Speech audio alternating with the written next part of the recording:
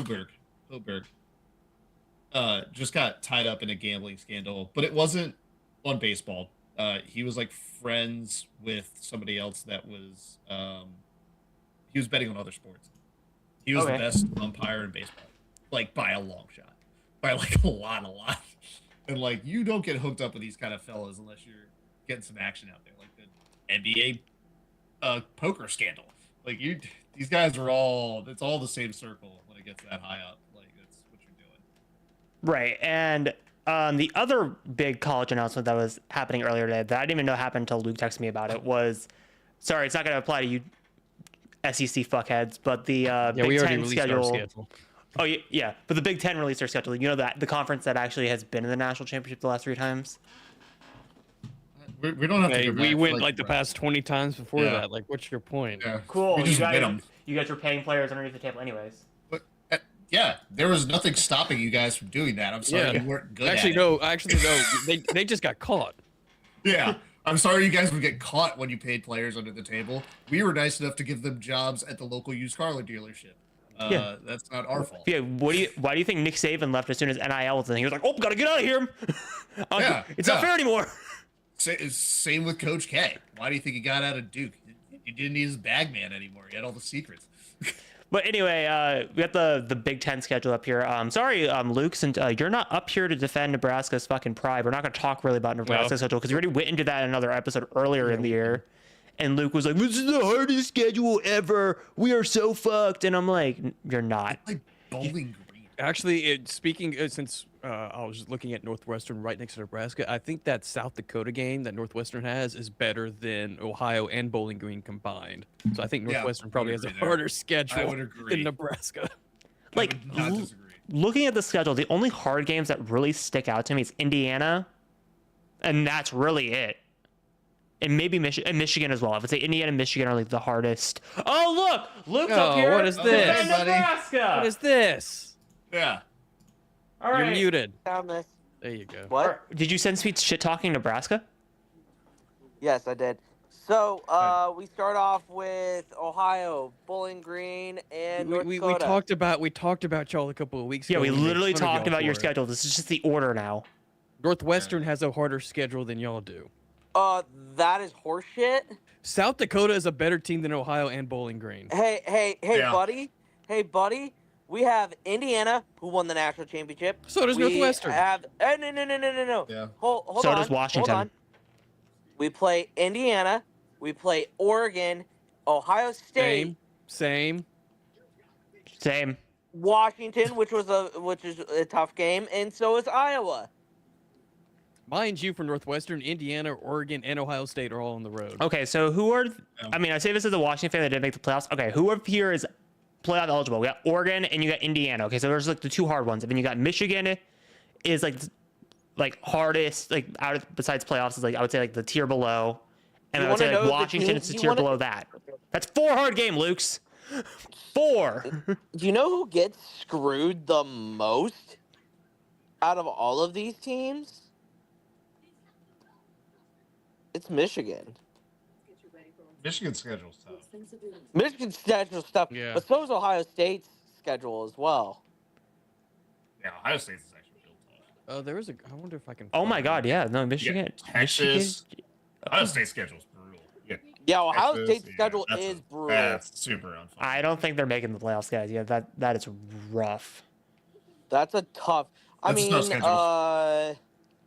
I have a. Once we kind of move off of this, I have another graphic that goes off of this, but for everybody, if we want to. So, getting into Washington, I kind of fuck with this schedule. I'm not gonna lie.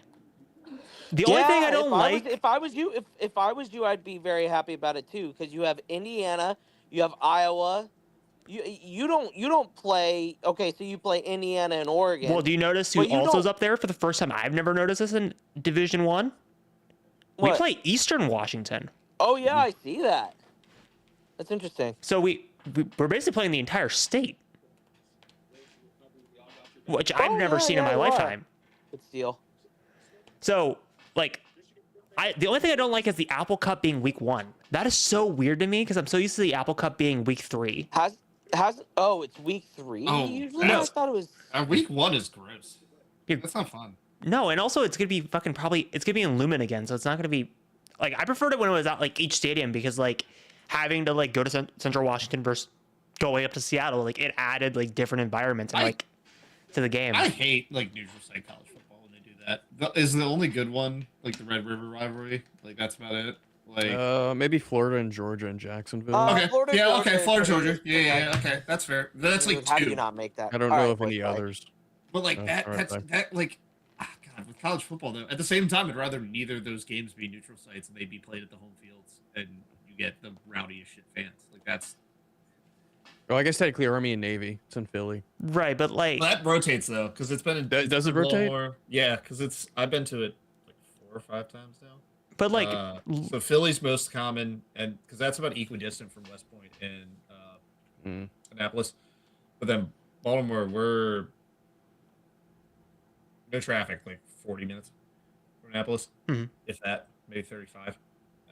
So it's much closer. It's way easier for Navy to get up to Baltimore. And then when they did it at MetLife, that's way closer to West Point.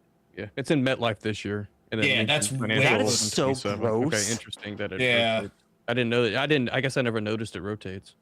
Yeah, it's normally Philly. Philly's about the same distance from each thing. I think West Point to Philly's like hour 45. Philly and makes sense for Army Navy. Yeah. That's like an Army Navy vibe stadium. Okay, yeah, here's all Yeah. the list. Yeah. 90 of the games in Philadelphia, then in New York, Baltimore, Chicago, LA, Boston. Baltimore also makes sense. Fucking MetLife is just I don't like it. MetLife to West Point is probably a little bit longer, but about the same distance from Annapolis to Baltimore. It's not that far off. Baltimore is probably about, for me to get Annapolis from my house right now, it's about 45 minutes. And I live right outside of Baltimore. So I think it's probably about an hour from West Point to New York. So that gets your fans more in, because if you go to West Point where that is, and then if you go to Annapolis, it's a lot of ex-Navy and Army people, right? Obviously. So you get a distinct home field advantage. Right. Especially in this area, it's mostly ex-military. Like you get a distinct advantage depending. Right, but like going back to like what I was gonna say, like, I honestly like before Luke got in here about Nebraska and like was in his feelings about how hard his schedule is, even though it's no offense as a Washington fan that's also in reality fucking cupcake.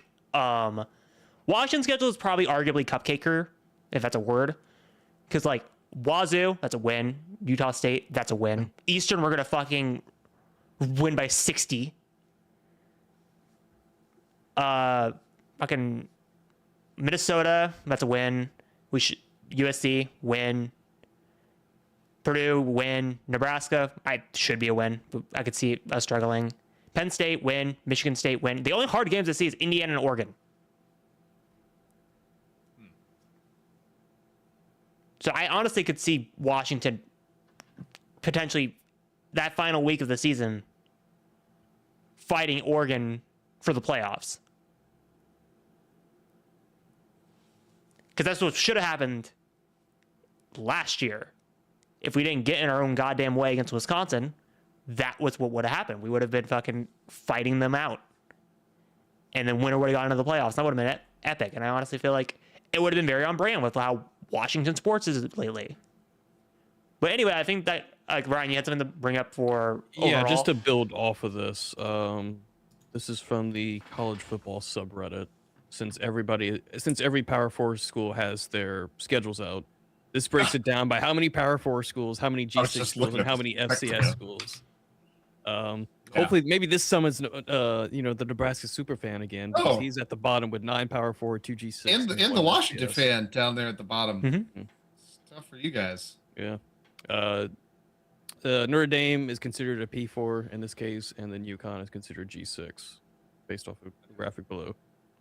And then USC is still hasn't scheduled a 12th game, but it's assumed to be a G6 as well. Interesting. How have they not scheduled it? That's wild.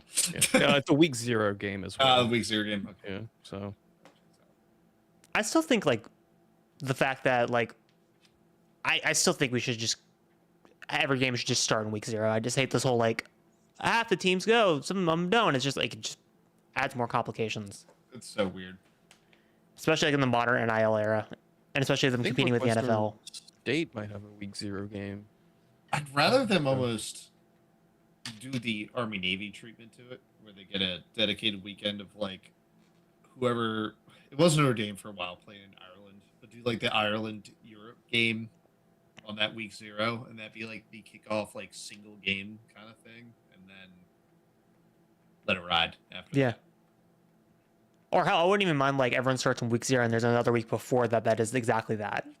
Well, hell, like a lot of the times Navy Notre Dame was like week 0 in Ireland. I almost love to have like Navy Notre Dame week 0, Army Navy goes the whole entire season before bowls start. Like that would be kind of a perfect bookends of like same team plays those 2 weeks every time. They kind of can bookend it. Right. And then finally moving off of college into NFL coaching hiring. So Fun stuff.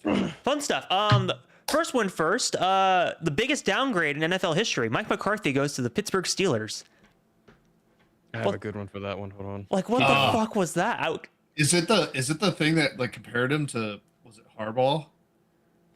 I just like I don't understand what the Steelers were thinking. Like I get like moving off Tomlin when they did was the right move, but like oh no.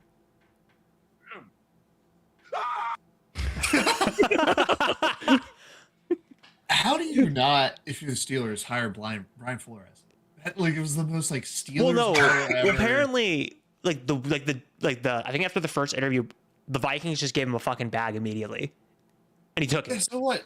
The Steelers could give him a bag to be a head coach in the NFL with, like you were saying, for the past couple weeks, like a guaranteed you're probably going to get like 5 to 10 years here. Well, because I think Like- the reason why they went with Mike McCarthy, again, this is just kind of my guess from the Steelers ownership, is because they're paying Mike Tomlin still for his rights. Because remember, Yeah. he's still technically under Yeah.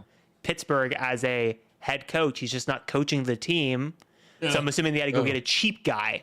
But I don't understand why they didn't just hire Brian McCarthy's Flores gonna be for cheap a either. year for as his same salary as a DC.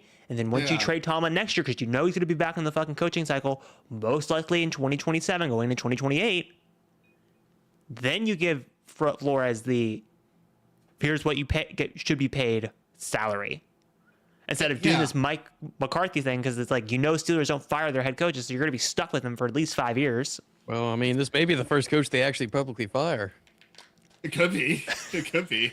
And then building on the Mike McCarthy thing, again, obviously I don't have it noted, but like today you got asked like about Aaron Rodgers and people are acting like all surprised. I'm like, why would he fucking publicly dog on Rodgers? Yeah. Yes, because like here's the thing, because everyone's like, what? Mike McCarthy is giving Rodgers his flowers and says, why wouldn't I want him? Why would you admit your cards when you just got hired as a head coach? You would want to keep that close to the chest if you want him or not, because again, Why wouldn't McCarthy want him? Like, because like my logic is like obviously coaches don't tank, Yeah. corners don't tank, but if you're the Steelers ownership, this is what I'm thinking: you want to suck for at least 2 years, yeah, you do. because again, this is why hiring Mike McCarthy was not the move, because they're going to be back to what Tomlin was. They're going to be forever in 500. 8 Yeah. 8 and 9, 9 and 8, maybe 7 and 10 if you're fucking lucky. And they're never going to be where they want to be draft pick wise. By basically just staying in mediocre land, they're pretty much just stuck. So they, at this point, you might as well just bring Rodgers back, even though you want them to suck, for morale reasons. Because McCarthy's probably going to want his guy. This is my guessing. Again, obviously, like I said, NFL coach press conference talk when they're hired is a bunch of bullshit. Because I guarantee he's having conversations with whoever the new GM is going to be. And they're talking about this right now. Like, what do we rock with Will Howard? Do we bring Rodgers back for another year? Do we find a QB in the draft just as a bridge for 2 years? It's like, I guarantee they're having those conversations as we're talking. So it's like, this is just such a boneheaded decision by Pittsburgh. It's like, I just don't understand it. Like, a lot of these coaches that fired their head coaches, right time, their replacements make no goddamn sense. Yeah. And Yeah. I mean, Brad, you're gonna have a lot of opinions about this one. Darnell Jones as defensive coordinator for the Washington Commanders. Oh, I'm happy about that one. I'm quite happy with Durante Jones. I think for us, the for Washington, pitch was to try to bring in Brian Flores, which was like a pipe dream and a half. I don't think they actually believed in that. I legit think they brought in Brian Flores to be like, look, you're not going to leave a good situation as a DC for another DC job in a worse situation. Who in your staff do you think could elevate? And I think they asked me a lot of questions about Durante Jones. I think that might have been half of it. But I'm overall the two hires between David Blau and Durante Jones. Jones did call defense at LSU for 2021, which was not like awful. It was Ed Orgeron's last year, so it was kind of just everything grossness going on there. Yeah. But Durante Jones, Brian Flores' disciple, aggressive defensive play caller. He's at least called plays before. Pairing with David Blau, never called plays before. Like, they took a shot on both the DC and the OC here. And I like that move from Dan Quinn and Adam Peters of, look, this is a make or break year for definitely Dan Quinn. Peters will probably be around. But Dan Quinn, this is a make or break year. Instead of like reshredding a Dan Quinn Cowboys guy or Dan Quinn's Falcon guy, he said, fuck it. We're going to roll the dice, double down. Let's see if we hit twice. And I kind of love that move in your third year of like, look, if this shit works, we're set. We're golden for like another year or two, and we can ride it out, get our next disciples, go, and we have Jane Daniels, and we're fine. If it fails, he's like, fuck it, I'm out anyway. Like, I'm probably fired. Right. So I like the play. I like Deontay Jones. I liked how much Harrison Smith talked about how important he was to that defense and how he really held them accountable for being aggressive. My biggest problem with the Washington defense last year when Joe Witt was calling it was they did not blitz ever. They just flat refused to blitz. At least when Dan Quinn started calling plays, they blitzed occasionally. The defense played a little bit better. We know if you're coming from Brian Flores defense, you're going to be aggressive as hell. It does not solve the fact this defense has zero talent on it outside of like Trey Amos. I mean, you had two fossils on the defense. You had Bobby Wagner and you had Von Miller, which I found it funny that Von Miller played well, actually. Von, I would actually take Von back. Well, Vaughn was making headlines funny enough before, like, I think right before Seahawks Rams started, because he does, and like, this is not a surprise. Like, Von Miller, the thing he said, like, every defensive player, like, that's getting up there, and H has said this at some point. He said when he was picking between the Commanders, he said his other choice was Seattle. And what separated the Commanders from Seattle was he had more faith in Jaden Daniels than Sam Darnold, and he went with the Commanders. I don't think that was honestly probably a bad decision. No, I don't think it's a bad decision, but like, just brought them to the NFC Championship. But like, I remember Gerald McCoy was talking about a similar thing. I think it was like Panthers Ravens. I think was the choice where he's like, I'm going to go with Cam Newton instead of this unknown quarterback Lamar Jackson. Every veteran player has made that choice at some point in their NFL where they're splitting between two teams, and the team they ultimately pick is not the right team. But it's like, how can you blame the guy? I don't blame him at all. I thought Von did exactly what I wanted Von Miller to do this year. Was basically be a headhunter in third downs, and he did that role perfectly fine. He was the only person on this team once Doris Armstrong got hurt that could actually rush the passer. I think he'd be fine. I'd be happy to have Von back for another year. And plus, I also think Seattle isn't complaining because they got fucking DeMarcus Lawrence, who was a very like suitable defensive player for them and was actually playing above what they expected him to be. So like again, I'm really happy for that move. Commander, I remember like when that happened, I announced on the group chat, I was like, look, the Commanders actually made a good move for once. I'm very happy with it. I'm happy with both decisions because they're Blau is the one I'm a little bit like iffy on. Blau. I think Blau is not going to run a Cliff offense, which I think is huge for this team. I think he's going to run a more Kevin O'Connell offense, which I think might have been the biggest hiring point of letting Kevin O'Connell walk out that door when they definitely shouldn't have. And he was kind of coaching towards the end under Brian Callahan. Everyone was like, maybe this is the guy, and we didn't hire him. We hired Ron Rivera instead. Right. Couldn't have done that. And so, like, I love the move to say everybody was looking at David Blau, hire David Blau, put him in the place to succeed. Everyone talks about with David Blau, it's like, this dude was never going to make it as an NFL quarterback, but we knew immediately he was going to be a good coach. Like, it was like, never had the talent, but damn it, he was smart. And that's kind of what you want to have a coordinator. I'm happy for both hirings. It's the move you almost, like, every team kind of complains when their coaches don't take the chances at the right time. And this is Dan Quinn pushing his chips in and being like, fuck it. I'm hiring two young guys. that are talented, that are up and coming, that a lot of other teams wanted to come after. I'm going to go get those two, and let's just see how it goes. And if it fails, we're all out of here. Who cares? If it succeeds, we're going to succeed big. I like the all-in chips move here. Yeah, it's what I wish Todd Bowles did. Yeah. And moving into another boneheaded hiring, head coach wise. Weird. Another weird one. Joe Brady is the head coach of the Buffalo Bills. What the fuck? What are they doing? What's going on in Buffalo? Dude, like, they were hiring pretty much anybody and everybody except the ones that you would think they would go interview. How don't you, like, wait 3 weeks and talk to Clint Kubiak? Like, that's my thought too. It's like, you guys could just wait for the Super Bowl to be over. You don't have to fucking hire your guy right now. There's no rush. There's no rush.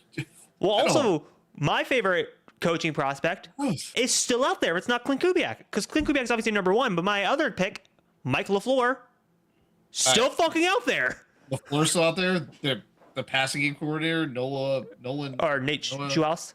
Nate Schultz. Yeah, like, that guy looks like he could be a stud.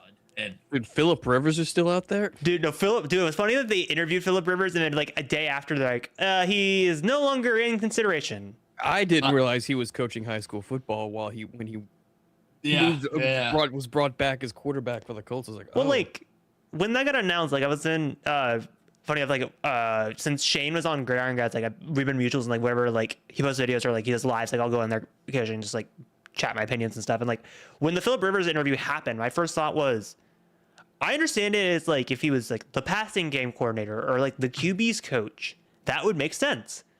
But just, it felt like when Jeff Saturday got the head coaching job for Indy, it's like that kind of move where you're just like, that's a big jump. It's a big jump. You might as well like even with college, I don't understand that, like, when like NFL organizations just immediately grab like offensive coordinator and just stick him an offensive coordinator in the NFL. It's like, you got to fucking slowly let him climb the ladder. Yeah, it's weird in the NFL compared to a lot of other sports. The NBA's almost on the other end of the spectrum, but the NBA does just occasionally hire, like, this guy was a good player, he's now going to be a coach. NHL, kind of the same thing. Baseball, a little bit as well. Baseball, a little bit, but you do see a lot. It's way easier in baseball to go up because you will see a lot of the guys that were like minor league coaches. They'll be like, all right, come on staff.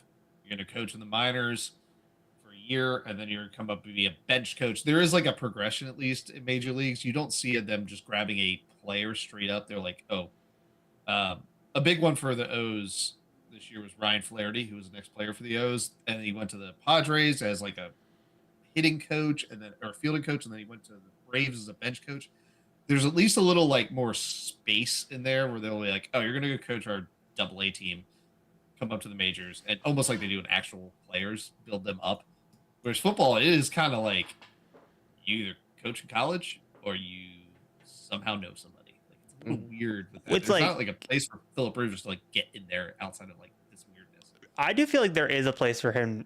If you wanted to, I think if you said fuck it and just like, I wanted to become a coach after coaching in high school, I honestly think he could just fucking call the Colts and they'll just let him be the QB coach, and then he can climb that ladder really easily. And I'd agree. But like, going back to Buffalo, that's probably a deficiency of the NFL, is not grabbing some of these ex quarterbacks before the broadcast networks grab them and be like, hey man, you just want to like go coach our quarterbacks. Like, and I also feel like Phillip Rivers is like in that spot as a QB, like Bruce Arians has talked about this at length, and I remember him talking about this when after Brady retired. He's like, I would never let Brady coach anybody because he's too much of a perfectionist. Phillip Rivers, I don't feel like he's too much of a perfectionist. I feel like he would be a very even keel as a offensive coordinator. Like, I feel like he would just be like helping wide receivers, like running certain routes and like getting in the QB's head and like helping him that way. I don't think he would be very like pissed off and making like them run the same play like 50 times in one practice.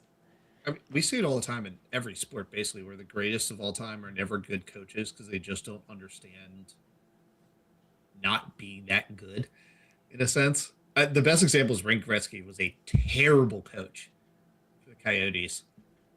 He just couldn't wrap his head around people not seeing the game the way he saw it, especially in hockey where it's so fast-paced and they're moving so quick. He was like, what do you mean you didn't see that guy 30 feet behind you? It's like, not Wayne Gretzky.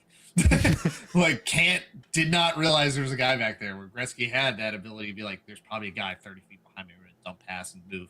Like the best players are never the best coaches, but it is like baseball. The most common one is like the career minor league catcher tends to be the best manager. Right. It's like the weirdest thing where it's like, yeah, this guy was a backup catcher, but he's the best manager we're gonna find like ever. Yeah, but it's getting back to sorry, you I was gonna say, based off of Phillips's high school coaching record, I'm convinced. Oh shit, that's a hey. Oh fuck. That's a juice. Yeah. That's some No juice. state title yet, but hey, he's getting there. It's gonna come at He's some up there. point. That's interesting. I didn't realize he was like doing that. But good. also, I feel like didn't Jeff Saturday have a very similar high school reception as a head coach, and like that's why he got dragged into Indy. He just like doing some random shit. I can't remember. That was the weirdest. Oh thing. no, wait, he was at ESPN. He was just fucking. Yeah, he was at ESPN. He was just hanging out. But like moving back to Buffalo, like Yeah. I don't understand this move at all because like we were talking about it like on the podcast, and Luke like beat it to death, and I agree with this point at large. Like this was Buffalo's year, and I think the window is now officially shut. Like I know with Josh Allen, like it could never fully be shut, but it just felt like it just slammed shut with the Patriots coming back. Because I don't think, and we'll get into it when we talk about the Patriots. I don't think the Patriots are going away after this year. I think they're going to be here for a while. Like The shocking thing is not getting rid of the GM, right? Like, well, not even getting rid of the GM. blow it up. It's promoting the GM to chief of football President. operations. Yeah. And then he goes like scorch earth on Keon Coleman and like half the team. Like you drafted these fucking guys. You can say no. Like, dude, I just felt bad for Keon Coleman. Yes. Like if I'm Keon Coleman's Yeah. agent, I'm like, okay, when the trade opens, can we trade this motherfucker? And he does this Joe Brady hire. Like, what is going on? How do they not fire that guy on top of it? Like that is sucks for Buffalo. Sucks.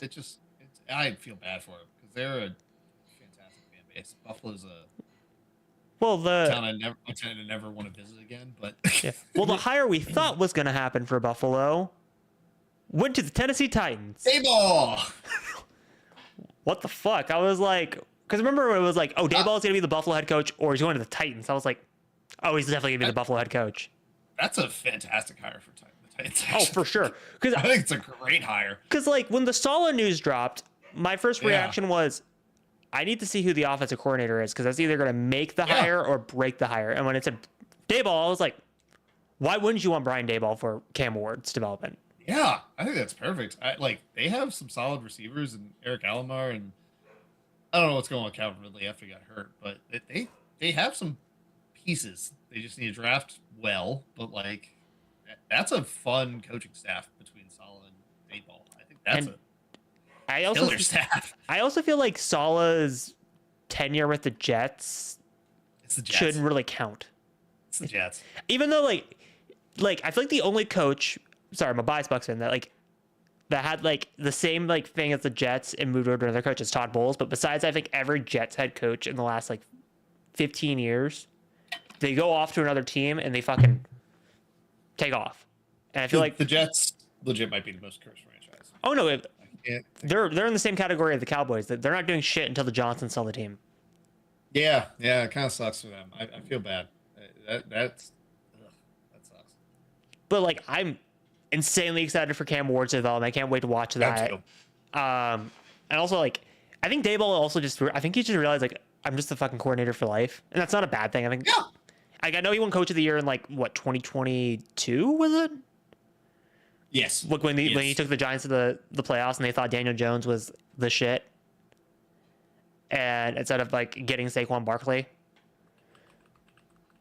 But yeah, it's just again a lot of these fucking head coaching hires just made no goddamn sense. I hope Dayball kind of commits to that OC role too. Chiefs DC, Steve Spagnuolo. Mm-hmm. Spagnuolo. Same thing.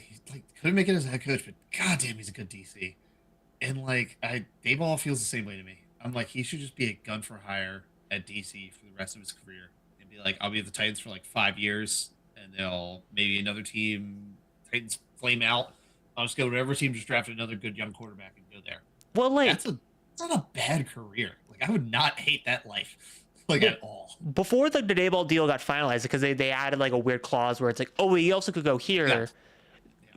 There's still 3 teams left that have not hired a head coach, which is Cleveland Browns, which pretends to be shocked. The Cardinals pretends to be shocked. The last one does shock me a little bit. The Raiders. Oh. Like, look, you know, if you go to the Raiders, like you're probably gonna flame out in fucking fashion. However, I think compared to even teams like the Titans, they have a lot of pieces that I feel like is enticing if you're a coordinator moving to head coach, because you know you're gonna have Ashton Genty, you know you're gonna have Brock Bowers, you know you're gonna be coaching Max Crosby, and then you just get rid of all of Pete Carroll's like washed up players, and you get to start basically again. And I also love, you get Mendoza. You know you're gonna be able to coach him up, and I really like John Skepta as a GM, because he was the like assistant GM for Jason Light with the Bucks, and I really fucking loved a lot of the things he did with Tampa. So it's like I feel like if they let John Skepta do his thing and they get the right head coach, I like the Raiders. Weirdly enough, Mark Davis just needs to go fucking sit in a corner and leave it the fuck alone. That Raiders job is definitely the most interesting job of those last 3. Like, if I'm a potential, that's where you'd want to go. If you're calling Kubiak or Mike LaFleur or Nate Shoehouse, Raiders. Go the Raiders. Like, they were like good not that long ago with Jack Del Rio. Like, they were a fun team. You're in Vegas. That's going to be an attractive place to get a lot of guys. Has the same kind of like weird tax situation too as like Florida. Right. Because you can get some guys to sign to go to Vegas. Like, that's not a hard place to recruit.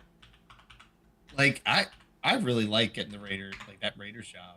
Well, like, It's I remember if you're Clint Kubiak, I think you're sitting there just waiting for the Raiders to call and be like, yeah, I'll come take over. I'm surprised.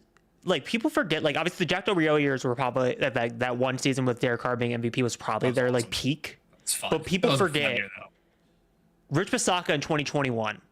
Yes. That was also a fucking pretty good year for the Raiders, because obviously the John Gruden controversy happened and everyone's like collectively try to shove it under the rug like it never happened, but it fucking happened. And Rich Bisaccia was in the worst situation possible, and he made it fucking work. Yeah. And he led them to the playoffs. And people forget, they almost took out the Cincinnati Bengals that year before they went to the Super Bowl. Yeah.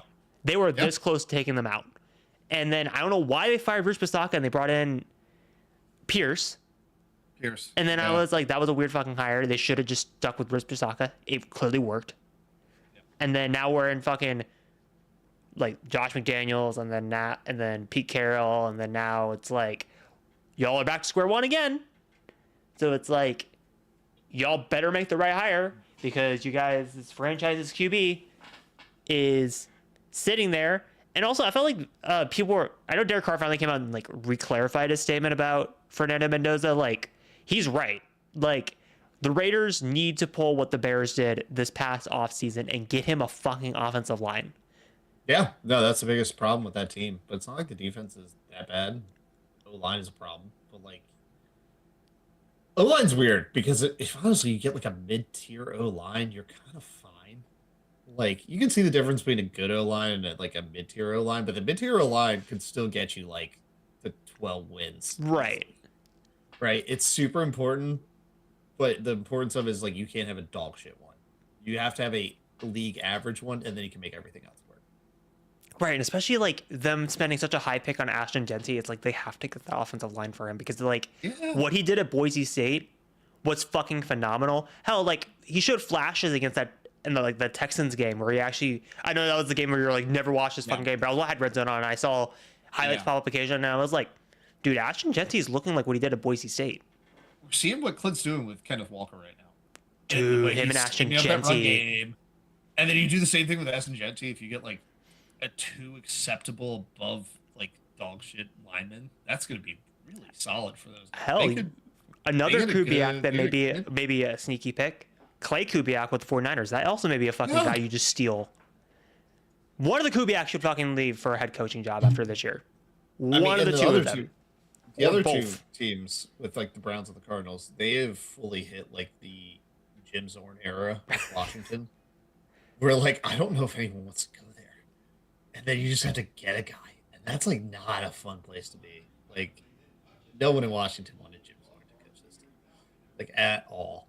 Well, and that's where it feels like the Browns and the Cardinals are right now, where people are just like bailing out. They're like, "I'll take an OC job." Well, no, it's funny. Like the people are like entertaining the Browns. They'll do like one interview, and then they fucking bounce. Yeah, and they bounce. Like God, both those are like, you just want to.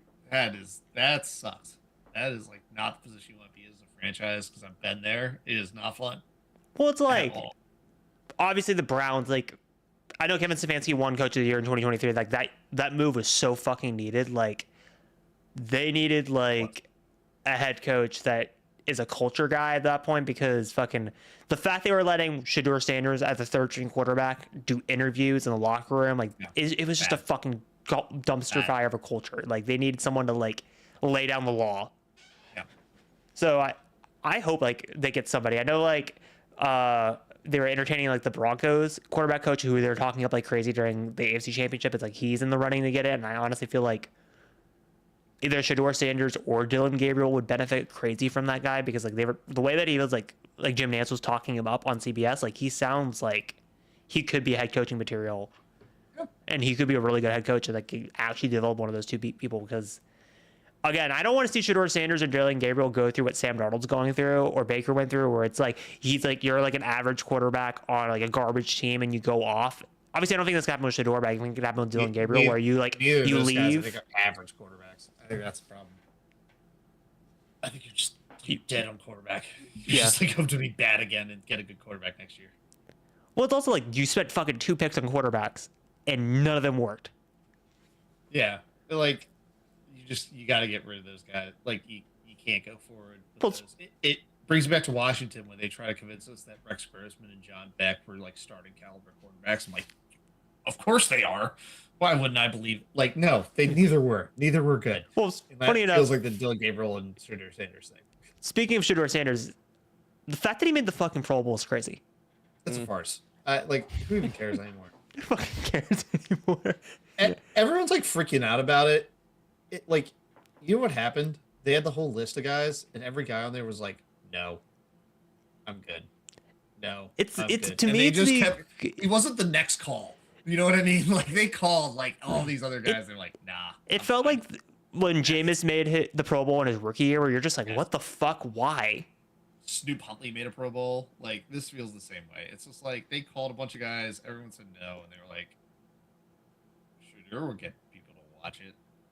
Like at most with the Pro Bowl, I'll watch the skill challenges and that's it. Just get rid of it at this point. They've given up on it. I still think the Senior Bowl should be the Pro Bowl at this point.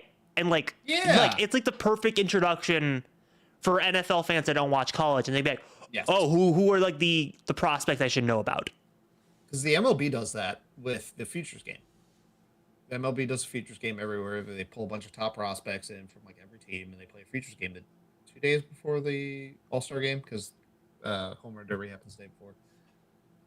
2 days before, all top prospects, bunch of top prospects come in, play a game. It's always kind of fun to watch if you're like a big baseball nerd. They should do the same thing with the Senior Bowl, right? Like it should just be like the top prospect game. Be like, here's all the guys that might be good in the league in like 2 years. Like, let's go. Because there are a bunch of people that just watch only the NFL, even with NIL in college and getting crazier, more closer to the NFL. There are only people that watch the NFL, and they're invested into the draft. So having them watch the Senior Bowl would be good marketing. And plus, also like the number of prospects. Right, the number of prospects are not going to play, obviously, but like the people that are like fringe first round picks, they'll fucking play, and they'll probably raise up on the board. Too, when you get to like the 4th round guys, that you're like, who the fuck is this guy? You might see him in the Senior Bowl and be like, oh, that guy did some work. Like I kind of like that pick a little bit more. That's a great move. I would love that. Just make the Senior Bowl, make it the Futures game, rename it from the Senior Bowl to the Futures game, and make that the Pro Bowl. Like that seems way better of an option. And then finally for NFL news, because again we're just patting this until we get to the Confrence Championship, because there's literally nothing else to really talk about, is Bill Belichick will not be a first ballot Hall of Famer. Wild. It's a wild thing to happen. One of the greatest coaches of all time, not even a first ballot Hall of Famer.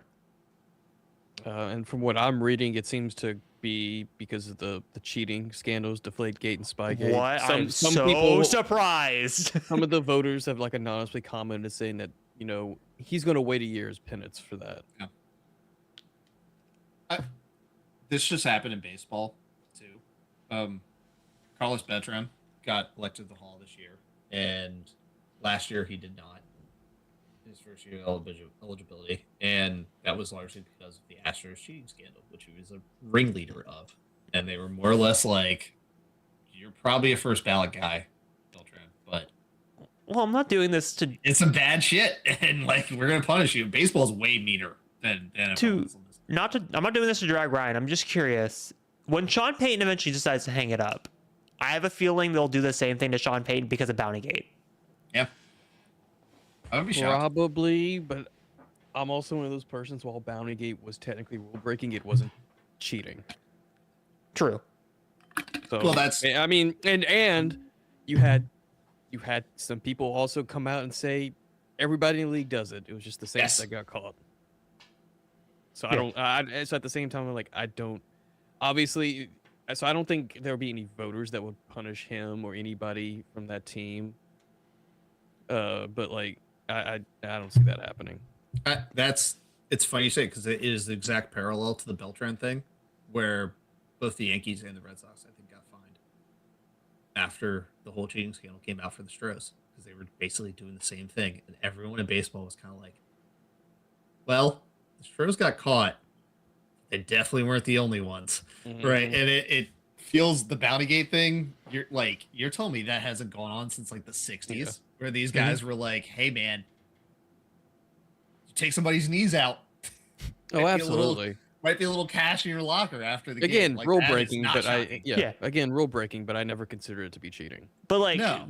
Moving back to Bill Belichick, it's like, I just don't know how you see like Bill Belichick's legacy is not getting fucking dragged through the mud. I mean, I will say this: the fucking Crafts started that shit 100% with the fucking Patriots documentary that was pretty much all it was glazing Tom Brady and how genius the Crafts are. And it basically was a hit piece on Bill Belichick. Even Julian Edelman said it on Games with Names. And I forget what the Gronkowski one's called. He basically came out and said, the reason why I didn't do is because the way that they were asking questions, I could tell that it was purposely targeted on Bill Belichick. And then now with like North Carolina and his girlfriend, it's like his legacy is getting fucking tarnished right now. Yeah. And that's like, do what he's done for his career with living life on the razor's edge. And you have all this stuff happen post. You have all these things come out, whether it's Aaron Hernandez, any other player. It's going to catch up to you eventually when you live life that way, how he did coaching that team. And it's shocking, but at the same time, you're like, well, the people that vote for these things are the kind of people that hold grudges. Yep. They're the ones that are going to say no.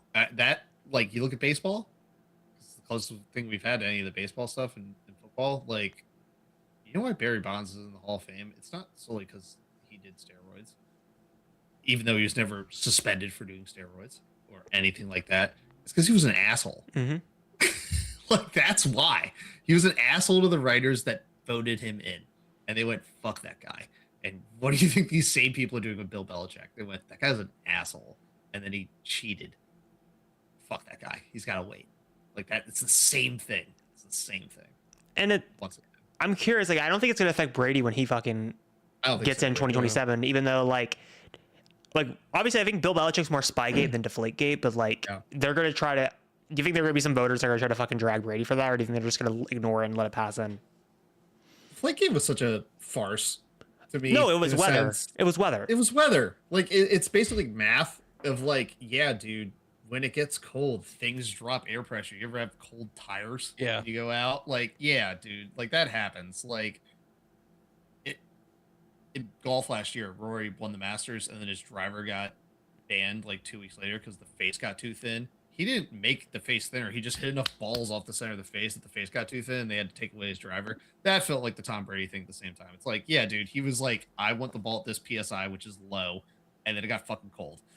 Well, also, I forget. What do you expect? The first Spygate, wasn't it the Rams, not the Patriots, that were illegally filming practices? But the second Spygate was for sure the Patriots. Yeah, there was some weirdness with.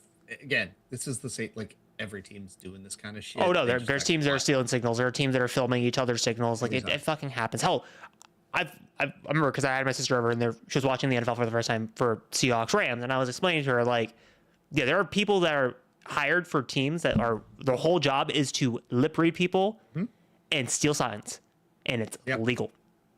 And it's in every sports like that. Baseball's like one of the biggest ones of that. Like your whole job when you get on second base as a baseball player is to start looking what the catcher's putting down. Mm-hmm. Like they teach you young as a catcher. I was supposed to hold my glove basically like over my hand to make sure the batter didn't see what I was throwing down, and to have a different sign set up based on the game. So I never use the same sign setup. Play the same team again. This is like travel ball. This isn't like super competitive baseball. This is like travel baseball. And like, I still was changing my signs. When I got to second base, the first thing I was looking at was the catcher's hands. Mm-hmm. I knew exactly, put my hand on top right before I take it, adjust my helmet. Hey, throw him fastball. Like I knew exactly what to do. Grab my brim to adjust it. He's throwing off speed. Like that's the same thing. Like you're supposed to do that. Yeah. Be good at it. So finally getting in the conference championship weekend, because obviously there's only 2 games here. We'll talk about the worst one first, because obviously it's in chronological order. Patriots win against the Broncos in a defensive slug match in the snow. Jesus fucking Christ. Broncos, like... That was rough. That was rough. I mean, I kind of called it before on the group chat. I didn't call on the podcast. Like, I had a weird feeling before the game started. I'm like, I guarantee the under is going to hit. Yeah. And it fucking hit in stride. And the thing that makes me mad is, obviously with this game, there's a bunch of Drake May defenders. And I honestly think Drake May, this is not a dig on Drake May's playoff record. This is more of a regular season thing. Like, I think he is an MVP candidate before I say what I say. His playoff, look, the 3 games, fucking bullshit. Bad. You played the injured Chargers with no offensive line. You played, again, the Texans defense, I'll give him that, is impressive because he was playing against the Texans defense. However, he gets a fucking pass because TJ Stroud actively was shitting the bed on the other side of the field. I know as a quarterback, you can't control what the other quarterback is doing, and you can only control like the intangibles of playing against the best defense in the league. And the Texans defense did everything they fucking could to keep them in the game. However, you cannot ignore CJ Stroud throwing 4 interceptions in that game. And then you go to the Broncos game, and he gets fucking lucky because he's playing a backup quarterback with Jarrett Stidham, which, by the way, if Jarrett Stidham did not throw a backwards pass, it would have been an overtime, and we would be having a different discussion right now. Drake May did not play a good game. On top of that. Yeah. And I'll give credits to Josh McDaniels and Mike Vrabel. The third quarter drive, in terms of score, didn't really do anything. However, in terms of the actual game itself, arguably was the most important drive of the game because the snow was starting to come in quickly and they took their fucking time because they knew by the time they give it back to Jarrett Stidham, it basically would have been a snow game and the Broncos would have to completely adjust their game plan. Again, it ultimately ended up resulting in a missed field goal, but I would say that was the most important drive of the game because it changed the entire momentum of the game. Live update: Nebraska's about to lose. Yep, I'm paying attention to it right now. Fucking nice. Sorry, but no, but like I do think that first drive in the third quarter was the most important drive of that game. Yeah. Because if Denver got the ball first before the snow all came in, I think Denver would have done the same thing. I think they would have marched all the way down the field, and I think they maybe they would have made the field goal, maybe they would have missed it, who knows? But I feel like that would have flipped the entire momentum of the game. And I know the other thing people are talking about, and we'll get more into a fucking Seahawks Rams because I have more of a rant for that one, was Sean Payton's decision to not kick the field goal with a backup quarterback on a 4th and 1. yeah, I still think Sean Payton made the right call there, even with a backup quarterback. And again, I will get into my rant because Brad and I will probably run the discussion. We'll I have this rant just ready because I was expecting Luke to be in here. I have this rant ready to go because, again, what I want to do if I become a coach is what I'm going to go on a rant about. Because I'm a fucking clock management guy, I'm an EP guy. That's my fucking specialty. That's my bread and butter. So, with that being said, do you guys anything else about fucking Patriots Broncos? I had like 3 things on this game. Okay. Funny enough, the first one is I think what is being a little bit underrated coming into this game is that the Pats defense is playing like really, really well, and I feel like we've kind of lost. don't want to say we lost a plot because obviously they've had a like weak schedule coming in, but that defense has played like really well. They are moving quick. That D line is very good. Barmore is looking like a monster, and Gonzalez is. Oh, Christian Gonzalez is one of the best corners in the league. I don't want to talk about it because you know what the pick right before that was Emmanuel Forbes to Washington, which is awful. And then you've I've ever seen, but I'm like that defense, I think is like really good, and I feel like that's a little bit of like what has gotten lost is like they haven't been good on offense, but that defense has like really held it down for those guys. Fucking Carlton Davis is playing arguably his best football since the 2020 Bucks, and I'm just like I fucking hate it every single time I watch him. That defense is like legit awesome. That is an awesome defense. Credit where credit's due. That's awesome. The other thing number two on this is I kind of hate right now as a fan of one of the other quarterbacks drafted in that class between Williams, May, and Daniels going. My take on this one is I think actually every team might have made the right decision. No, literally, I would not change anybody of the picks. I would not change a thing, and like part of me like wants to hate it. Like I want to like root against Caleb, and I want to like hate Drake May, and at the same time I'm like kind of excited because I'm like, man, these three guys are gonna just like duke it. Like they're gonna run the league for the next 5 to 10 years. Games we've played the past 2 years have been awesome. We had the miracle in Landover, and then like a pretty damn good game that was really decided by like a weird handoff fumble thing with the Bears in Washington this year. And like Drake May's an exciting quarterback. Like the whole thing to me of like picking those guys against I actually don't think anyone made the wrong decision. Like I think everyone made the right decision. It's super exciting. Like, would you have been overly shocked if Daniels had the kind of same schedule May went into last year and made a Super Bowl? Like, not particularly. Like, it's kind of fun. Like, I'm kind of out on like, oh, this quarterback. Like, I kind of just want them all to be good and like let them run and have fun. No, I honestly feel like that draft class for quarterbacks may be one of the best draft classes probably since 2018.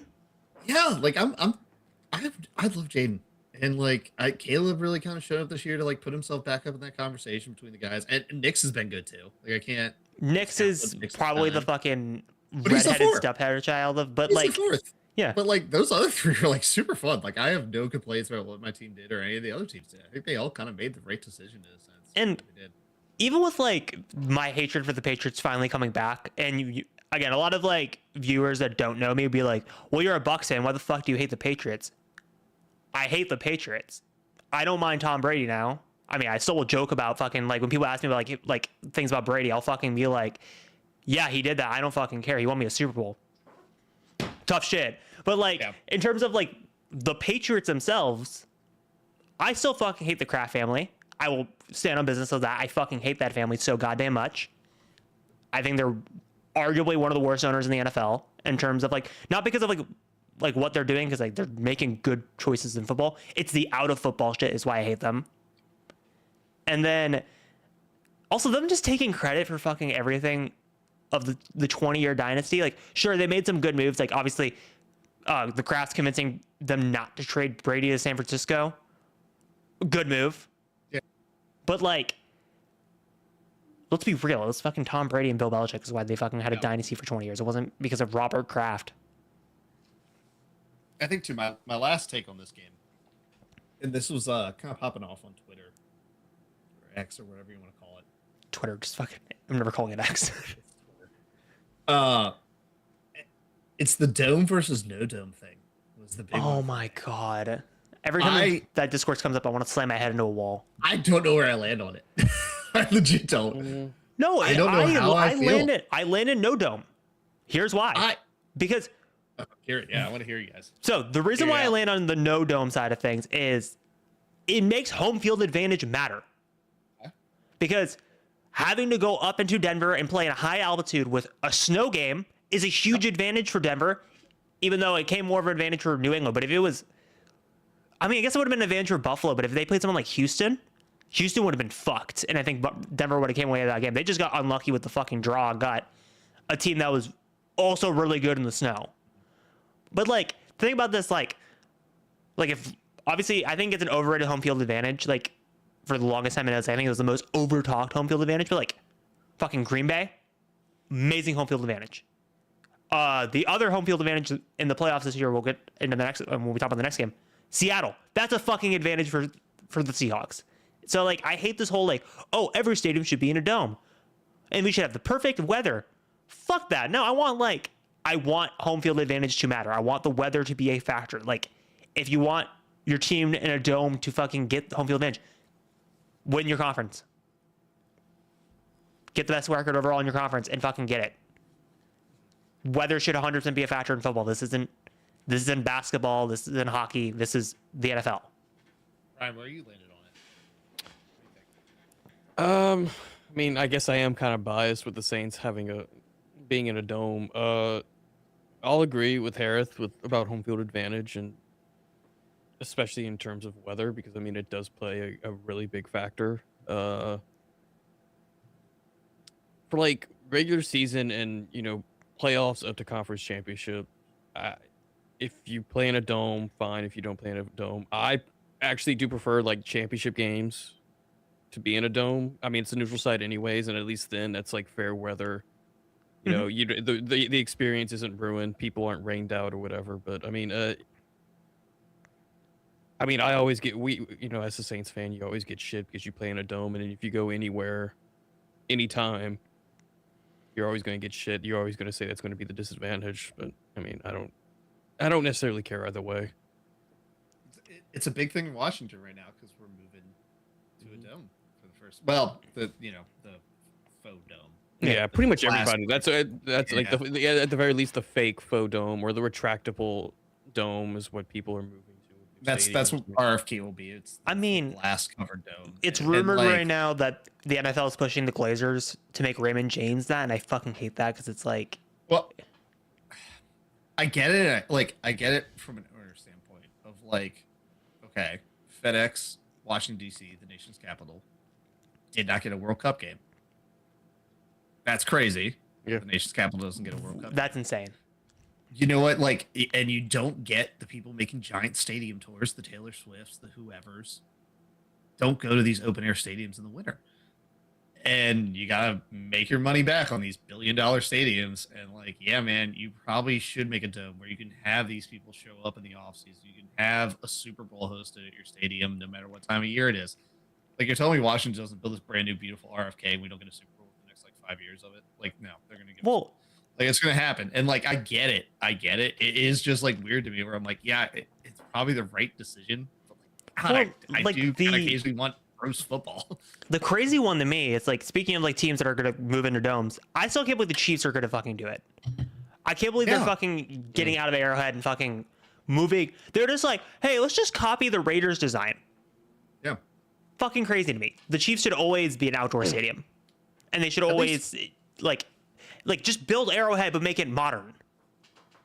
At least with Washington, new RFK, it's gonna look like RFK. It's gonna have the big horseshoe, like the way they set it up, where you can see the Capitol in the background, you can see everything. Like, it's gonna look cool. It's gonna have great blimp shots of everything, and like, I totally get it. Part of me is like, I miss it. And at the same time, like, Washington doesn't normally play that late in the year. Normally, our gross games are like gross, sloppy, wet, sleet games. We don't get a lot of snow that time of year when we're playing. Granted, they played here this week. It would have been a disaster. Right. But Sunday we were getting sleeted on and got like 8 inches of snow. But it breaks my heart in a sense, but like at the same time, like, it's probably the right decision to just get a dome. We're gonna get Super Bowls here. We're gonna get all the people touring here. Like, it's the right decision. It just it sucks. Yeah. And then I think that's really it for Patriots Broncos. Like, I have a lot of, it's weird because like this podcast is in a really weird spot because like a lot of my opinions, obviously I'm stating them, but it's like I'm also like, oh my God, I have to save some shit for next week when we talk about Super Bowl preview stuff. So it's like I'm kind of like edging that line where I'm like, okay, I'm gonna give some of my takes, but not all of them, because it's like I have some interesting ones in that Seattle matchup. But my take: don't kick in the snow, just go for it. Just go. No, don't kick in the blizzard. Just Don't kick in the blizzard. You might as well just throw it up in the end zone and see what happens. well, also that's the other. Okay, actually, no, that's actually a good point, Ryan. Because I want to focus more on the Denver side of things than the New England side of things.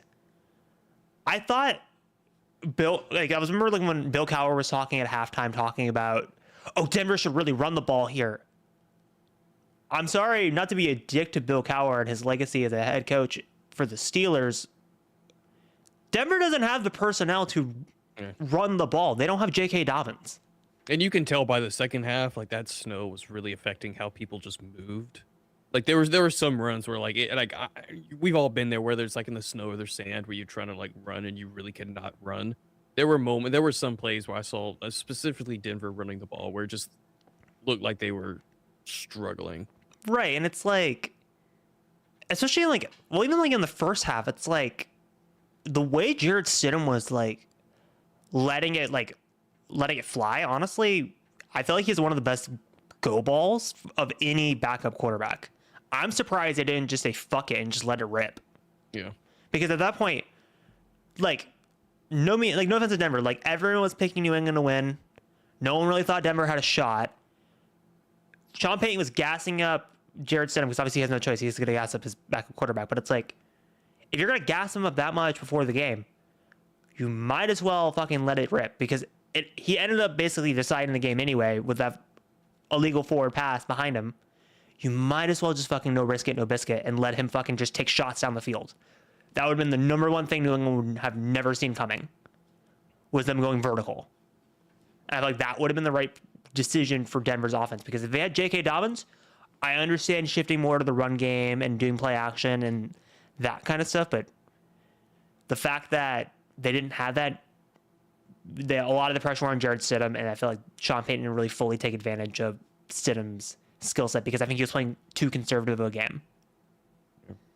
But moving into the actual good Confrence Championship game this weekend, Darnold spearheads the Seahawks to a Super Bowl. Such a good game. Dude, that was such a fucking good game. Like, let's be real. Like, that right there is your fucking Super Bowl. Yeah. That was the Super Bowl. And, like, I feel like everyone's going to talk about Seattle's defense in this game, but to me, it was their offense that fucking won them this game. And, my God, like, who would have fucking seen of that 2018 draft class, Sam Darnold is the first one to go to a Super Bowl. Wild. It's fucking... I hate it as a Bucs fan. Another Darnold, baby. Chops on top. I fucking hate it as a Bucs fan, but I also kind of love it.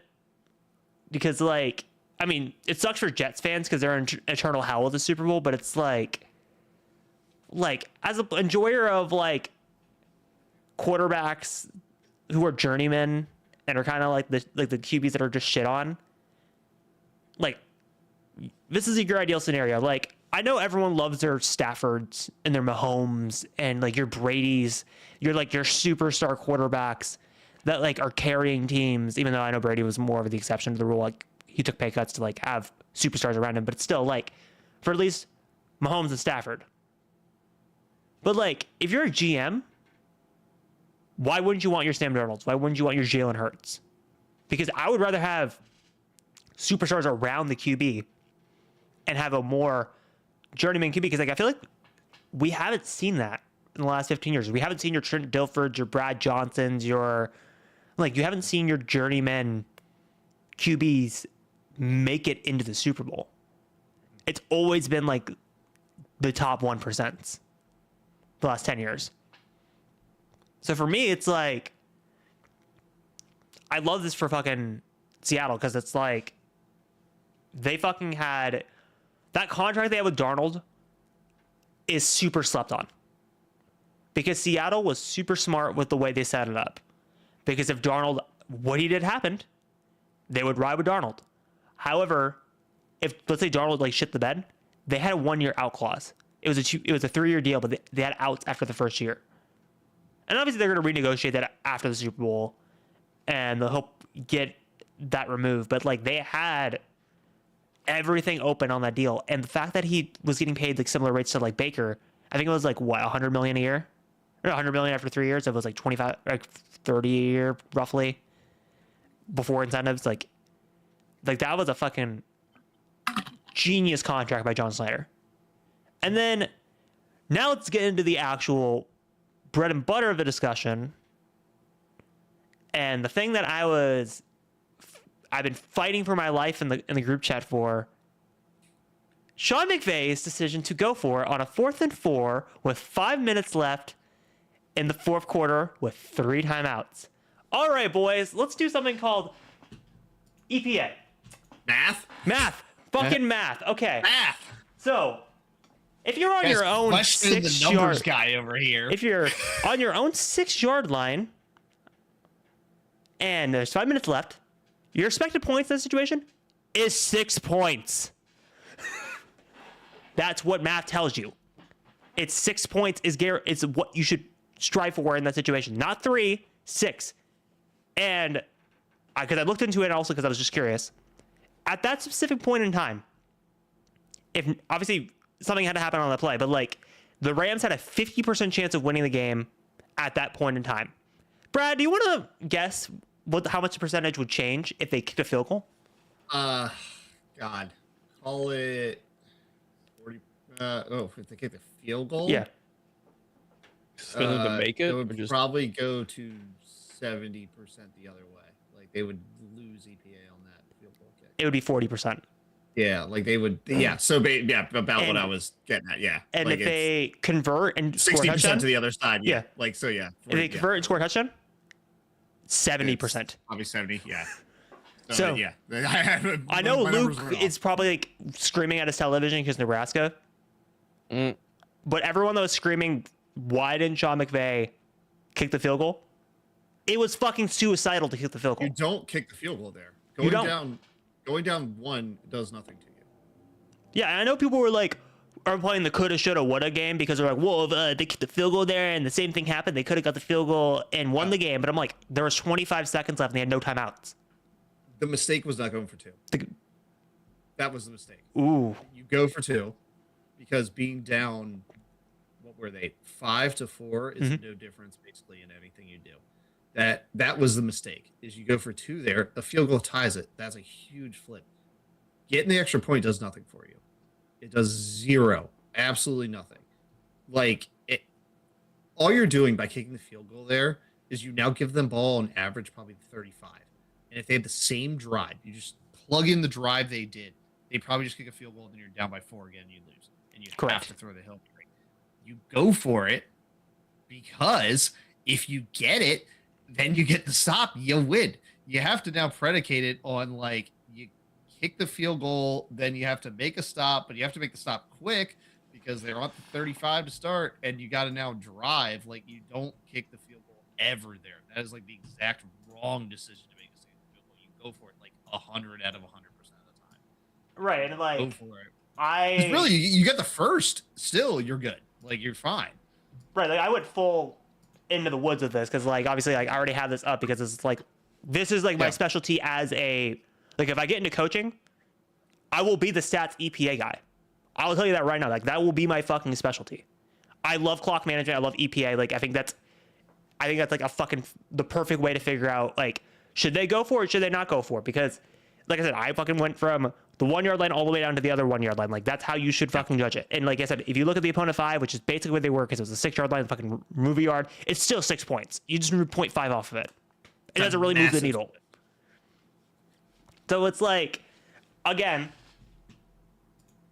it's the logic breaks down to literally simple as this: you kick the field goal, you have to make a stop and score. You score the touchdown, you make a stop and you win. Correct. That's it. That is literally it. You have to do the same thing, is make a stop. Right, That's and it. it's like as simple as that. Like you have to make a stop. One you win, one you still have to go score. You just make the stop, and then you win the game. And it's like the thing I think I'm most tired of is the armchair coaching. Because like I'm so tired of like it's not just Luke and George, but like there's so many fucking football fans out there in the playoffs that are like, why didn't they kick the field goal there? It's like, guys, it's not fucking 1966. There's so many stats nowadays for what goes into these analytical decisions, and we question. We armchair quarterback ourselves with these things in our country. Okay, but like there are some where it's blatantly obvious, and like baseball is a sport I pay most attention to in a sense. Like it is a stat-driven sport.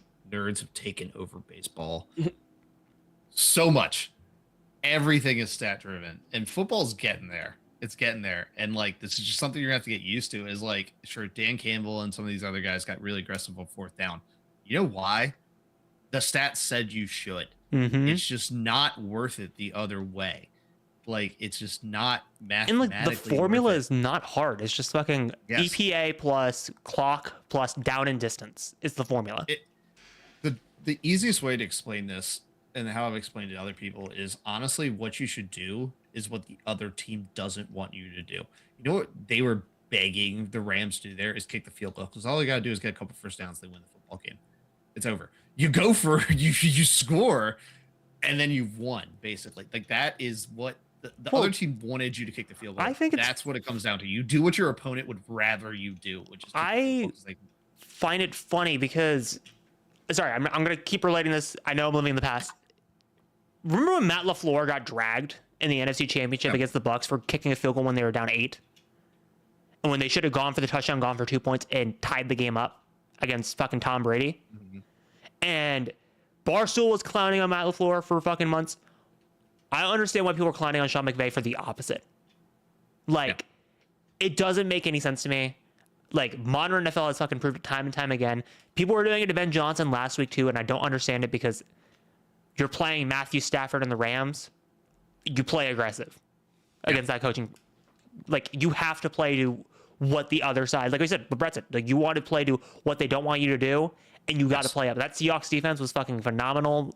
And also here's the other thing I think a lot of people were forgetting. Like, while Sam Darnold was playing his best football of the season, Chris Shula had his number the last 2 matchups. If fucking the Rams offense didn't choke in Thursday Night Football, the Rams probably would be the 1 seed, would be in SoFi. And again, like, go back to the fucking Sam Darnold thing. Like, you trust Chris Shula in this situation if you're Sean McVay. You're like, you have Sam Darnold figured out. It's mostly working because people forget the momentum was shifting in that game before that 4th down happened. Like, the Rams defense was taking over. And Sam Darnold was getting consistently hurried and pressured, and like he had to get rid of it as fast as humanly possible. So if the Rams score a touchdown there, why wouldn't they dial it back up to where it was before? Yeah, it's game. Like you probably just win, and that's why you go for it. Like that, you're going down by 1 means nothing. It literally Like, it does not move the nothing. needle. Nothing. Going down by 5 means nothing. It's math. It is just straight up math. It means nothing. You have to score the touchdown there.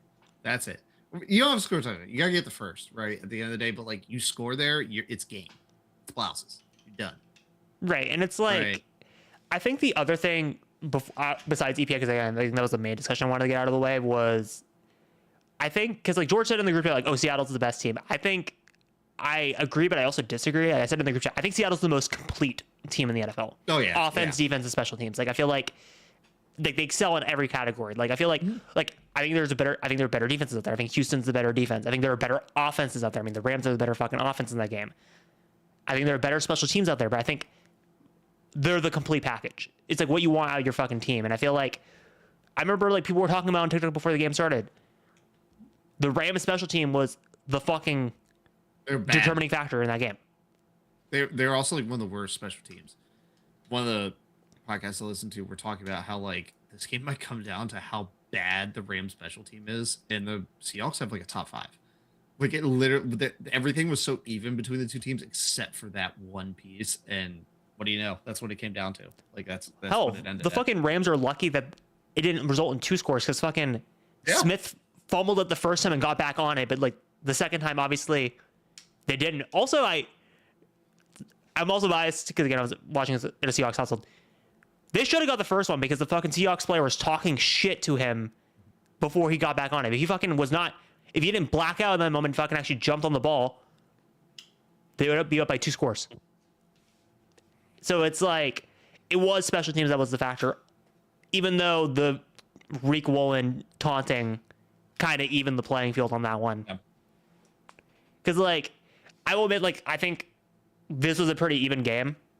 I think momentum swung back and forth, and I think the Reek Woolen taunting call made up for Smith's mishap on the special teams. But I do think special teams was it was offense and special teams were the kind of the determining factor for this game for Seattle. And I feel like if you're the Rams, I don't think you blame fucking Stafford. I think Stafford fucking put everything on that game.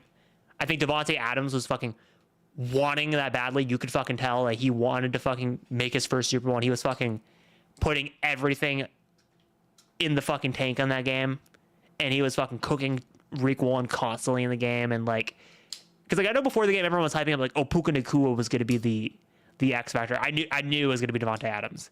Devontae Adams was going to be that X factor in that game, and because like if you're Seattle, why wouldn't you double bracket Puka? That's the obvious move for Mike McDonald. It's you bracket him because I haven't talked about it on the podcast because obviously I did it after last week. I actually did like a weird deep dive into 13 personnel because I actually was just genuinely curious, like what the Rams were doing on offense. Like they were legitimately lining Puka Nacua up at tight end. Yeah, which is fucking wild. And then I brought this up like a week or two ago. With McVay has figured out basically how to zag or zig whenever the rest of the league zags. Like he has figured out how to run Puka out of a tight end slot, kind of like he did with Cup in a sense for a while, where he just had Cup lined up super close to the line. Like every time that guy figures out how to mismatch every single defense ever. Like he's going to win another one of these. Like I don't feel like it's over. Right, and I feel like because like the thing that makes, because like obviously like out of context, right, Puka tight end doesn't really make sense. It's the ability to like disguise whether they're running the ball or passing, because you never know, because they always use Puka in the same motion, and you never know what play they're calling. It's the same close to a formation every single time as you could watch. It's hard to tell what they're doing ever. Like they are a tough team to read. Yeah, because they'll motion Puka up for the B or C gap, and then you don't know if he's gonna block somebody or if he's gonna fucking zig out or do an up route. Like you don't know what the fuck he's gonna do. And you have a guy like Stafford that can read a defense that well. Yeah. He just knows where to get guys. And also, knows his protections. Like it's a total mismatch too, because Puka's most likely going up against a linebacker most of the time or a safety, and he's gonna fucking cook him every single time. Hey, he did the same kind of things with Cup. Like that's why Cup had that crazy year where he's like second all time in the season's receiving yards. Like same thing. He just schemes these guys so well to get open. It's unbelievable. Speaking of Cooper Kupp, I'm glad you brought that up. I don't know what the validity was. It was probably like a weird fucking account. I don't know what the rumors were. Oh no, I saw this. It was real. So being told to retire. Yeah, the fact that the Rams went to Cooper Kupp and said, "Hey, you got to retire, or you're staying with us," and he basically said, "Fuck you," and basically went to Seattle. It's like awesome. And then the fact that he got fucking revenge on them and scored a touchdown. Good for Cooper. Look, I will say that as a Bucs fan, fucking Cooper Kupp ripped my fucking heart out in 2021. Yeah. But like, as a person that's like super biased against Cooper Kupp, like how the fuck do you not love that as an NFL fan? Like him just sticking it to him and just scoring the game-winning touchdown essentially. I don't know if there's anything better in sports than the guy that bets on himself and it works out. Yeah, like the guy that's just like, I've been told I'm washed, I'm told I'm done, and then I go somewhere and I ball out. Like that's one of the coolest things ever when those guys actually go and do that. They're like, yeah, no, I'm still that guy. I still got it in me. To me, it's like, I don't know how to describe it. It felt like, because I was describing like the entire year, like, because everyone's like, how would you describe Cooper Kupp on the Seahawks? It's like Jerry Rice on the Seahawks, weirdly enough. Like, it's like Cooper Kupp wasn't really doing much for Seattle all year until the playoffs. Like, he was just kind of there. Because JSN was up. When you have to, man. Yeah. Like, and that's, you want that receiver on your team. Like, every time. You just want the guy that he shows up when it matters. It's a Zach Ertz for Washington. He kind of, well, I have problems with Zach Ertz, but he did show up when you needed to show up. Like, same thing. And then he's back in another fucking Super Bowl after 4 years. Yeah. So, obviously, we'll dive more into Seattle and New England next week as we get more into the matchup. Getting some good stuff going. But the final thing we're going to close out before DJ Corner with Brad is, what were some NFL predictions that either aged like fucking milk, because I have a couple on this podcast. I'm not going to pull up the clips, but I remember them. Or aged like fucking wine. Aged like milk, everything with the Chiefs. dude, I could just Luke's like, Luke watching. Is he gonna join? Together. Is he gonna join? Is he watching? Dude, remember when Luke said Patrick Mahomes is going to be the MVP? Well, I don't blame him for that, because my betting group that I'm in, my boys from college, we do refer to just every year we bet Chiefs to win the Super Bowl, Patrick Mahomes to win MVP, and we just I'm talking about in the middle of the season, Brad. Oh, that's a bad move. Yeah, no, before the year, like we just right before you hopped on. Yeah. We call it the 401k bet of like, yeah, he's probably gonna win a couple of these, so we just put like a little bit of cash on it every year. It's like, yeah, I'm you know, is it gonna shift? Is it gonna change now? It might now, but like that's been like the 401k bet was like, just bet some Chiefs and bet some Pat Mahomes, and you're probably gonna hit one of those. Be all right. You hit one of those every couple of years, you're golden. Well, like obviously Ryan will point out like Baker Mayfield winning MVP, but like at the beginning of the fucking season, it looked like it was bound to Look happen. good. And then it fucking Josh Grzard happened, and it fucking went down to fucking flame of fury. I feel like other takes that I had like age like milk. I didn't say this on the podcast because this was before Iron Guyz, but I kind of think I stood on it for the first couple of weeks. I said the Bears were barely going to make the playoffs. Look, it's not that I didn't have any faith in Ben Johnson. I just didn't think the turnaround would happen that fucking fast. Like, I guess, yeah. I think I was higher on Green Bay, and I still was kind of like consuming that Detroit copiism. That like I just wanted the feel good Super Bowl, and I was just so in on that, even though like deep down I knew them losing both their coordinators was gonna fucking hurt them in the end. I still thought they would like still be a fringe playoff team. I just thought with like Green Bay, Detroit, like Chicago was just not gonna make it there because I thought it was super top heavy. Again, I did not fucking see Ben Johnson's turning that team around overnight. I'm looking at some of my futures now. None of these were terrible. The other one I will say that aged like milk, even though I think there was no way I could have guessed this one. I thought the 49ers were going to miss the playoffs when all the fucking players went down. And I feel like I couldn't have guessed Kyle Shanahan fucking dark magic. I'm sorry. I could not have seen that one coming. Yeah. Like most teams, like 99% of teams that happens to you, you're cooked. So like I'll own that one. That one was like milk, but like anything that aged like wine. Can I take credit? I had lots of Joe Burrow Super Bowl MVP odds. Not great. Can I take credit for Seattle going to the Super Bowl? Because I felt like since that Thursday night game against the Rams, I felt like I was the only person on the podcast. Obviously, because I'm from Washington State. I watch every single Seattle game. But I feel like I was the only one riding with the Seahawks after that Rams game. I think everyone was still on Rams. Everyone thought the Rams were going to fucking run over everybody.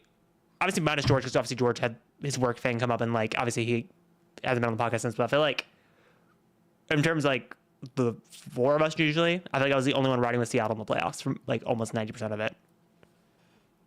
They were like my 2 team because I had bet them so much this year. Did you end up cashing out on that, or did you? No, I hedged. So You I just hedged? have Seattle. I have Seattle basically this week plus 150. Did you? By the way, speaking of which, did you see the guy that hedged Patriots? Like I had nothing. back I in thought the Patriots September. were gonna be bad. That would be my milk take. Was like Pats would be bad. You thought the Pats were gonna be bad? Yeah. I didn't think they were gonna be fucking what they were, but I thought they were gonna at least be good. I did not feel their vibe, and I still don't feel confident in that team. Really? Okay, like obviously I'll dive more into it next week, but like I feel like the Patriots the next 5 years are kind of the team to look out for because they're playing with house money. They're scary.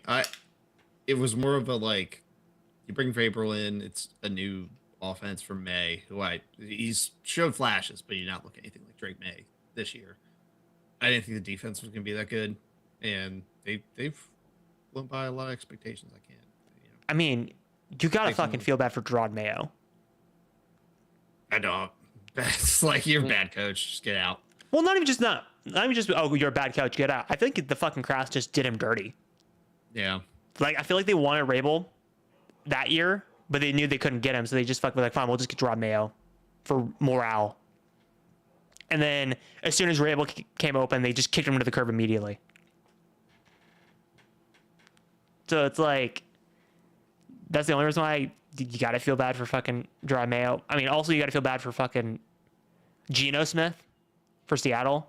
Dude, can you imagine, like, you're on the team last year, you lead them to 10-7, you go to the fucking Raiders, you're the worst team in the league, and then now you look where your previous team is and they're in the Super Bowl? Like, goddamn. And then, Ryan, do you got any fucking takes that age like milk? Or wine? I guess the only one I could really think of, I don't know if it was a take that aged like milk, because I wasn't really praising the guy, but it was, I guess, Rattler. Because I was just saying, like, yeah, you know, I mean, all I said was average, you know, nothing to like brag about, but now he's back to being the second man on the depth chart. So I mean, it's probably the closest thing I can think of to one at Age Like Milk, unless you got something. I don't really got anything from you. I mean, I think the other thing was, I think you're the only one riding on Denver in the playoffs. I think everyone else. I was riding on Denver collectively and the written Rams. off. Where? Well, And I think honestly, if Bo Nix didn't fucking tear his ankle, Oh, and yeah. I think Denver would have made it if they had Nix a quarterback. So that pick, if fucking Bo Nix didn't break his ankle on a fucking QB kneel, you'd probably be fucking cashing out right now. Oh no, you'd have Get the Denver, Rams- Denver, Seattle. Yeah, you would I have needed lost. the By, Rams- you I would needed have the lost. Rams to win Would have as well. lost. Yeah. Yeah. But All my Rams bets did not go through. I was the only one that did not ride with the Rams. I mean, except for George. George was fucking riding with Seattle, New England, which he ultimately won. He ultimately won his Super Bowl future. He actually guessed it right, I believe. Except I think he had Green Bay losing to Chicago round 1, but he still don't matter. He got the rest of the picture right. That's all that counts. But Brad, what you got in DJ corner? Oh, we got some good stuff. Oh no, It's golf related. I knew it. Hold on. I thought you were gonna be fucking crazy. Be like, all right, Pro Bowl time. After you just told us not to bet on the Pro Bowl. No. I was getting Masters ads while watching basketball earlier, so I was like, I was getting that's Mr. golf ads season, while watching boys. the fucking AFC Championship. Last week we had some plays. We got some guys that like top 10, top 20 with my plays, but Scotty Scheffler won because he's just the best golfer on the planet we've seen since Tiger Woods. So can't be mad. But it was a fun week. This week, Torrey Pines, no Scotty. Torrey Pines is kind of the unofficial, in a sense, kickoff of golf season for real. We got Waste Management on Super Bowl week, but Torrey's play there every year. Majors are held there. It's a fun tournament. We got 5 plays this week. Ryan Gerard, who I kind of talked up last week, been a very solid player. He's young, 26. Torrey fits his game. Jason Day is just like a Torrey Pines master. The guy's won there, I think, 3 times now. So at 33-1, we're getting in there. We're right. Chris got her up once again. Got her up. Game fits Torrey very well. He's playing hot, looking good. Max Homa, internet's favorite golfer, but he's kind of figured some stuff out with his swing. He's back with Mark Blackburn. He's playing really well. See him playing well at Torrey. And then out of the top end guys, Cam Young, I think, is one of the most underrated players in the game right now. He's going to look really solid this week. It feels like Cam Young can win this. So those are the 3 plays. Now, the true DGen corner. Oh no.